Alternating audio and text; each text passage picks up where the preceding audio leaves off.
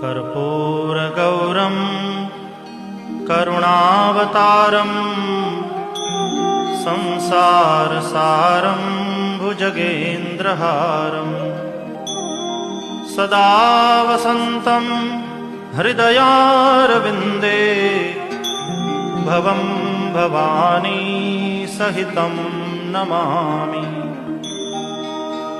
मङ्गलं भगवान् शम्भुः मङ्गलं वृषभध्वजः मङ्गलं पार्वतीनाथो मङ्गलायतनोहरः।